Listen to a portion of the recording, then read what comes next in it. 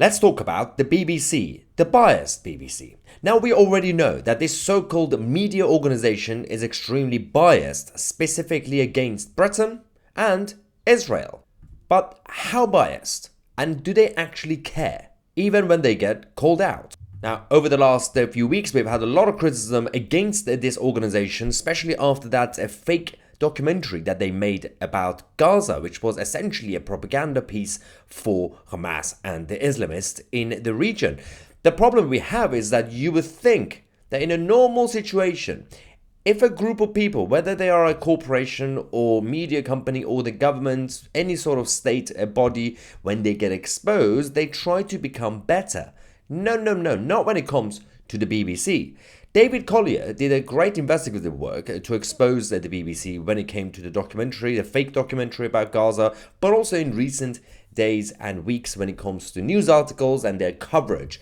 Whether it's about covering issues around Britain or Israel, the BBC seem to have a bit of a problem with both of these entities. For example, David Collier actually covered one of the main issues that we have about the propaganda coming from the BBC, saying that written by arch-Israel haters and amateur hacks. This is one of them, John Donaldson of the BBC. He wrote this article. And David Collier said, "No, John, Israel did not say it broke the ceasefire because there was a timed ceasefire and it ended. Can't you even get your basic facts right? Seems not, because you just wrote this crap." Now, David Collier also points out that another BBC article, which was about the 1,000 article that they've had on Gaza, points out that people, and yes, children, die in wartime. David says, it puts people on our screens who are grieving parents. It is designed to create a sympathy and demonize Israel. The guy front and center is named as Ala Abu Hidal. Now, it is extremely important to talk about who this person is supposed to actually be. Well, according to David Collier and his work, this isn't actually his name. His name is Ala Abu Hilal. Are these small little mistakes, so-called accidents, or is it more sinister? Are we being misled by people who don't want us to find him? Well, David Collier found him. A cousin tagged him into a morning post. Well, you have to understand that the BBC think that you are stupid, but that's not the case, is it?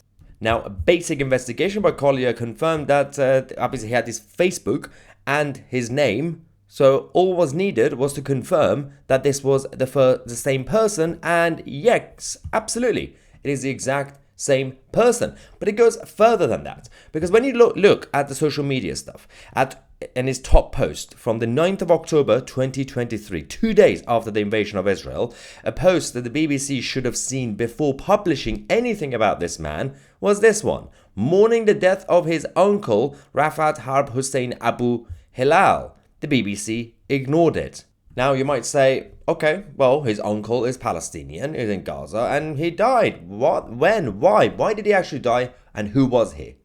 Well, his uncle just happens to have been the commander in the Nasser Salah al-Din Brigade, one of the masterminds of the October the 7th invasion, and a chief Hamas leader who was killed in an Israeli strike in the days following October the 7th. But again, the BBC doesn't really want you to know, and they actually think that you are too stupid to do a basic Google search. Again, the BBC being exposed is one thing. Them actually fixing and reforming their own people and their own organization is another thing, which is being completely ignored. When it comes to this issue, we have to go back to Collier. Yes, David Collier also confirmed that which the whole thing makes the BBC's lead witness part of Hamas's royal family. Again, just like that documentary. He also says that it also highlights massive missing context to the BBC article. This is a leading Hamas clan. Do you know if this guy wasn't a functional part of the whole invasion? No, you don't. But you have been conned again. David also says and are terrorists like this uncle more responsible for the death of his wife than Israel? Yes, they are. So why then was your article, the BBC article, not mention this basic fact? You are nothing but Hamas puppets, and hacks like Donaldson should never be allowed to write about the Jewish state again. And again, David Collier is spot on. How long do we have to go until the government actually steps in?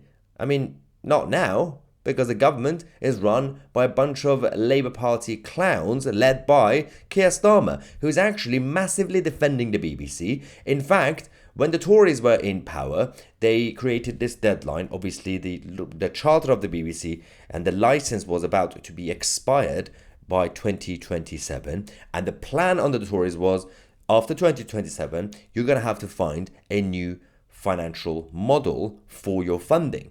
That was the plan. Keir Starmer came into government and said, you know what? Scrap the whole thing. I will defend the BBC until I die. And we would, in fact, find a better way of funding it, which is general taxation. So whether you watch the BBC or not, you will be funding it.